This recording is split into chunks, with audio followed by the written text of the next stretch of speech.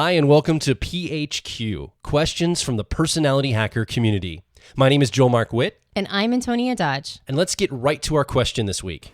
Hi, this is Lydia from Olathe, Kansas, and I have a question in regards to ENTJ versus INTJ. My best friend is one of these two, and me and her husband are having a dispute about them, and I couldn't find anything on your website to talk about the differences between how they show up and what their cognitive functions are and just what they look like in daily functioning. So if you could answer that question for me, that would be fantastic. Thank you so much. Have a good day. Thanks, Lydia, for the question. What is the difference between ENTJs and INTJs? Yeah, this is a really good question because there is a lot of confusion. People trying to figure out their type. There can be confusion between understanding whether or not they're an ENTJ and an INTJ. In fact, I think a lot of ENTJs test out as INTJs. And the best way to figure out the differences between the two is to go into their cognitive function stacks. When Antonia talks about cognitive function stacks, she's actually talking about the mental wiring of your mind. This is the layer below just that Myers-Briggs 4-digit or 4-letter code that you get, INTJ. Basically, that code is shorthand for how your mind is wired, how you're perceiving the world, how you're making decisions about things that you see in the world. The best way to find out a little bit more about this and have a reference point for you is to go over to personalityhacker.com. If you're a brand new listener, put in the search term car model or cognitive functions, and you're going to get a ton of information around this. But the car model is a great place to start. It gives a great framework for what we're about to talk about around cognitive functions. So I'd recommend you go do that first. Yeah. So we're going to go into the cognitive function stack for both of these types because it's what informs why they're just not the same personality type, but one's introverted and one's extroverted.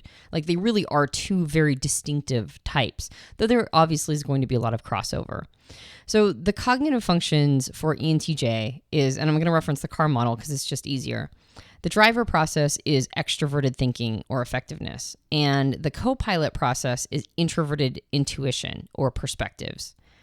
The 10-year-old process is extroverted sensing or sensation, and the 3-year-old process is introverted feeling or authenticity.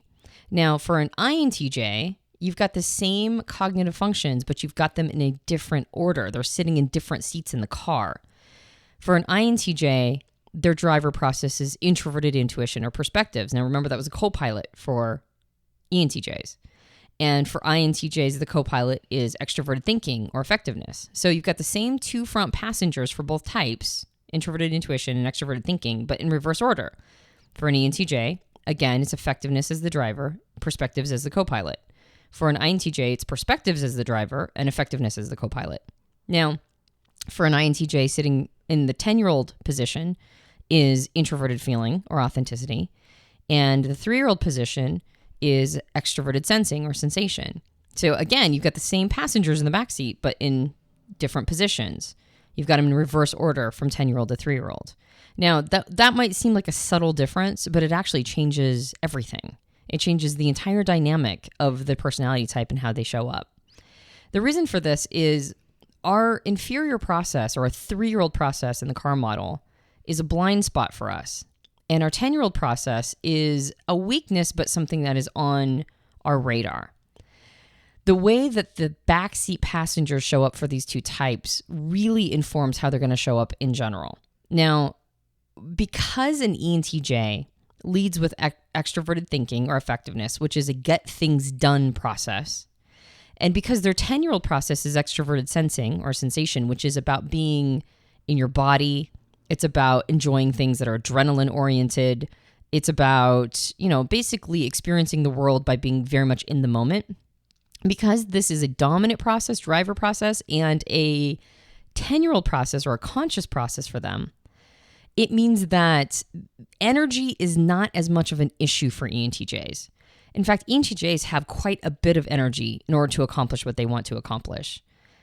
For them, energy management comes more around wanting to get so many things done that they're trying to optimize their impact. They're trying to be efficient and effective because they're trying to get so many different things done. That means that energy management is important to them, but important to them in an optimization way. Whereas INTJs lead with introverted intuition or perspectives, and their 10-year-old process is introverted feeling or authenticity. That means that what's more on their conscious awareness is things that have to do with contemplation, introspection, understanding how things play out in the long run.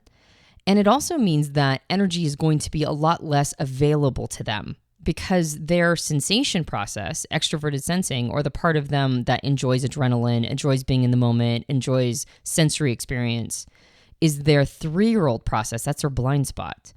So for INTJs, energy management is not simply something that they're trying to figure out in order to optimize getting all this stuff done. For them, it's more of a it's kind of like a survival technique. It's more conservation than optimization, I would say. Yeah, because an INTJ, energy management is like the holy grail usually. There's only so much energy that they have. And INTJs, just like ENTJs, think in big terms. They're trying to get huge things done.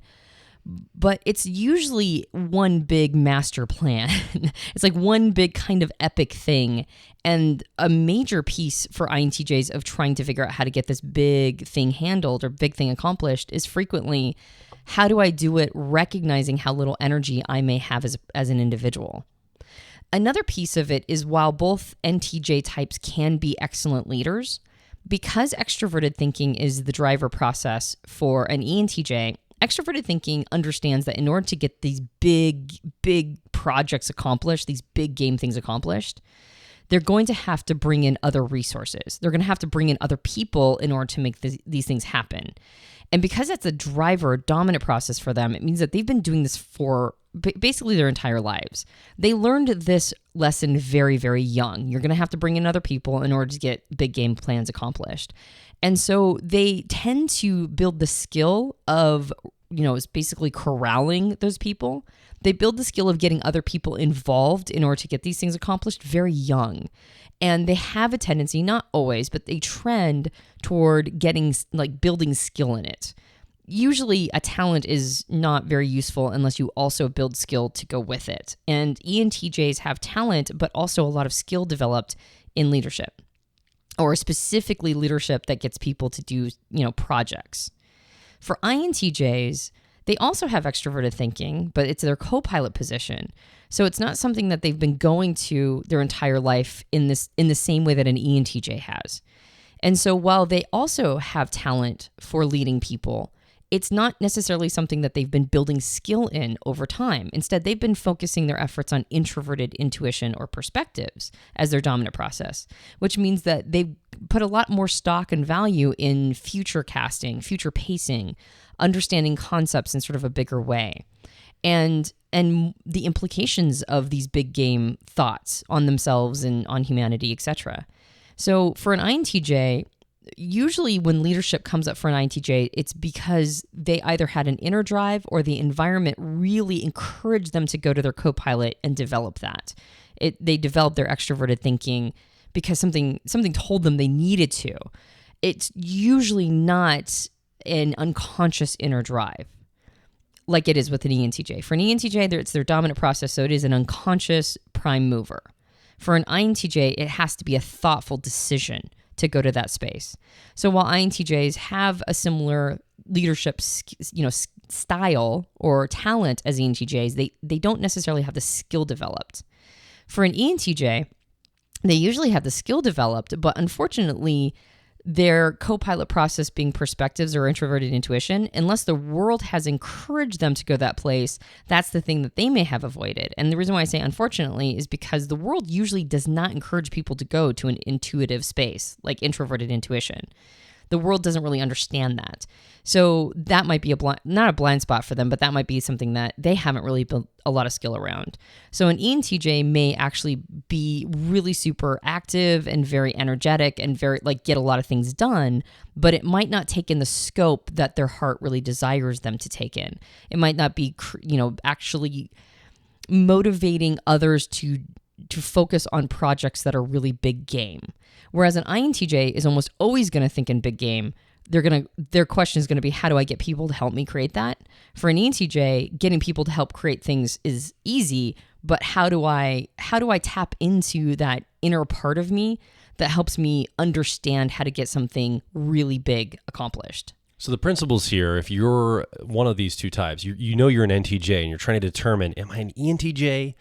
Am I an INTJ? One of the things that I just want to mention briefly that might trip up some ENTJs, you are an extrovert, but your extroverted, that cognitive function you're using, that extroverted thinking or effectiveness process is not always just focused around being an extrovert around people. We often think of extroverts as showing up as people, right? They like to be around people and social all the time.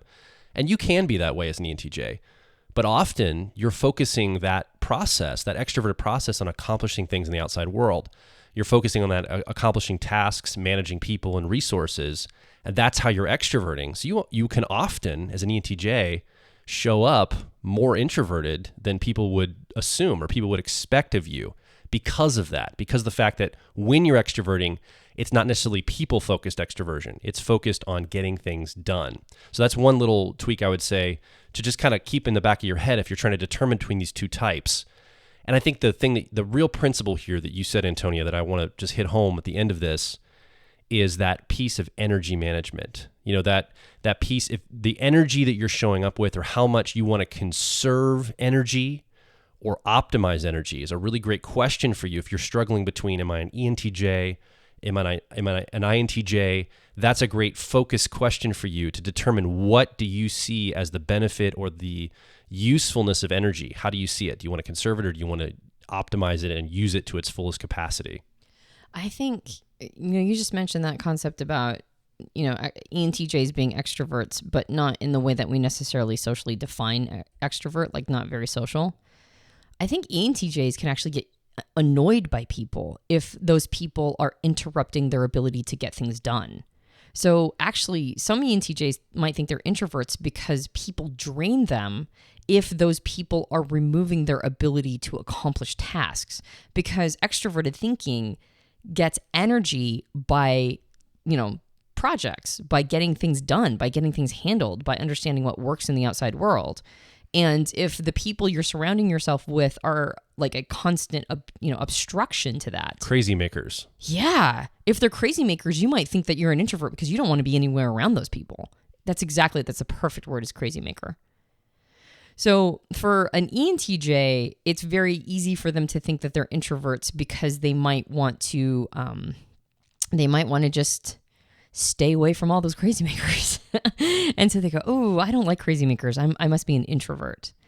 I think it's less likely for an INTJ to believe they're an extrovert, although I think it can happen sometimes if they've got a lot of skill developed in their extroverted thinking process, that co-pilot process. But for most of the time, INTJs know that they have some issue or some struggle with energy management. I think another piece really comes down to this introverted feeling part of them, the authenticity part. For an INTJ, it's their 10-year-old, which means it's going to be a weakness, but on their conscious awareness. For an ENTJ, it's going to be their 3-year-old process, which means it's not even going to really be very conscious for them at all. I've noticed that ENTJs have a more resolute idea of what is right and wrong. Not always. This also will be influenced by things like your Enneagram type and, how you grew up, etc. But I have noticed that ENTJs have a little bit more of a black and white perspective about how things should be working in reality. When they've come down on a core value, it's like cemented inside of them. You don't do that. Anybody who does that is a reprehensible person. Whereas I've noticed that INTJs, because introverted feeling or authenticity is their tertiary or 10-year-old process, I've noticed that they're a little, not morally ambiguous by any means, but they can be a little bit more flexible in how they perceive good and bad. They have more fidelity to the perception there. Yeah, that's a See great more way of saying nuance. it. Yeah, they do. They seem a little bit more nuanced. So they tend to not be as, I guess the word is judgmental. ENTJs are leading with an extroverted judging process. Extroverted thinking is about decision making. It's about judging, and its attitude is pointing towards the outside world. And because introverted feeling or authenticity is their 3-year-old or their inferior, then they kind of have a set it and forget it. It's like, I have deemed this good or bad, and this is how things are. And if the outside world isn't responding that way, it's, then it should be doing this thing. And why is it not? And it must be faulty or broken or must be defective.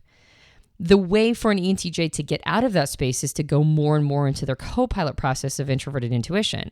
Introverted intuition will allow them to see from multiple perspectives and understand how, that concept that everything everybody does makes complete and total sense to them. Well, you'll know you have fully gotten into your co-pilot process of introverted intuition if you can get to that space. If you can get so much inside somebody else's head that you realize why everything they're doing makes complete and total sense to them, and they really, based on who they are, the system of who they are in the moment, they can't really do anything else. Like whatever they're doing is the inevitable emergent of the entire system that is them. And so for an ENTJ, you can tell that they're getting seasoned over time because they're getting less judgmental. Things are less and less black and white. Things are more, they have a more like broader view and they have more acceptance. Whereas with an INTJ, they kind of understand that that's a principle they understand from the get-go because that's their dominant process. Introverted intuition is where they live. So giving they don't necessarily give other people grace, but they do at least understand where that person's coming from. By grace, I mean, they won't necessarily assume the other person's doing the right thing, right? They're not necessarily going to be 100% forgiving, but they will be understanding. They will understand why that person is coming from where they're coming from. Whereas an INTJ that gets more seasoned over time isn't simply going to be in that thoughtful space. They're actually going to be in an active space. They're going to take their thoughtfulness and their ability to see these big, broad perspectives and take in a lot of territory, and then they're going to apply it to projects in the outside world. So they're going to become more and more active participants. They're actually going to be leading projects and they're going to be making big things happen in the outside world. That doesn't necessarily mean that they're at top leadership, although that can happen as well. But it does mean that they're going to be making an impact in their environment, which for INTJs, once they get to that space, they realize that is massively rewarding. It is way more rewarding to make an impact in the outside world than to sit back and be a spectator. So for INTJs, usually it's the spectator piece that has to be overcome, and they have to become active participants. For ENTJs, it's usually that they have to take more of a spectator position, that they can't just make assumptions and, start building on those assumptions or moving with those assumptions, that they need to step back a little bit and take a broader view. And so if you notice, ENTJs and INTJs, as they become more and more seasoned, will look more and more like each other. However, you're still going to have more morality fidelity with an INTJ, whereas with an ENTJ, you're going to have more action orientation. And I think that energy piece is also big. Yeah, it's really interesting. In our personal development starter kit for both ENTJs and INTJs, part of the starter kit comes with a bonus where I had this long hour, I think it was like almost an hour and a half conversation with an ENTJ and an INTJ where we discussed some of the differences in how their personalities show up. And we were talking about how they each see each other's dominant and co-pilot process, and how being around other people, like if you're an INTJ, for example, being around an ENTJ who's also on a personal development growth path, you can help support each other because you have, as your dominant process, your driver, that's the co-pilot of the other person and vice versa. And so it's a great simpatico relationship for kind of iron sharpening iron in a sense of growing together. And so it's a really fascinating conversation in that starter kit where we unpack some of these differences between the two types. And so if you have already gotten the starter kit, you have access to that right now, and you can listen to that in your starter kit. And I think that's a really fascinating conversation around this exact topic. Yeah, and if you don't have the starter kit, my recommendation is to go to the website and put in ENTJ and INTJ. And we have done long-form podcasts on each of these types, and we've also written articles on both of the types. And the CAR model will be in the articles as well. So if you are still having trouble trying to suss out which one you might be, then my recommendation is to go listen to those podcasts and then also read the articles, look at the CAR model side by side, and try to determine which one is actually a better fit with the cognitive function configuration. Yeah. And that's a recommendation. We've got a ton of free resources, free guides, videos, articles, downloads all over the place on the web. And the best place to start for that is personalityhacker.com. In fact, we want to hear from you below this PHQ episode. What are your thoughts? What's coming up? Are you an ENTJ or an INTJ? Has this been clarifying? Do you have more questions that are coming up based on our conversation today? Have you had aha moments in your life, or even listening to this? Have you gone, oh, I think I'm this type because you guys really clarified this for me? We want to hear your voice, want to hear from you. You can leave a comment or ask a question directly below this PHQ episode. You can also join a community of like minds growing every day over at facebook.com/personalityhacker or twitter.com/personalityhack. And if you have a question for us, you can actually ask a question that we can answer on this show, PHQ, by going over to personalityhacker.com/questions. Our preference is you record a question like you heard here today. We can play it live on the air and then answer it. And you can also type in your question if you're unable to record it for some reason, whether it's audio challenges with your computer or you just don't want to speak live on the air. So please head over to personalityhacker.com/questions so you can be a part of the PHQ show as well. My name is Joel Mark Witt. And I'm Antonia Dodge. And we will talk with you on the next PHQ questions from the Personality Hacker community.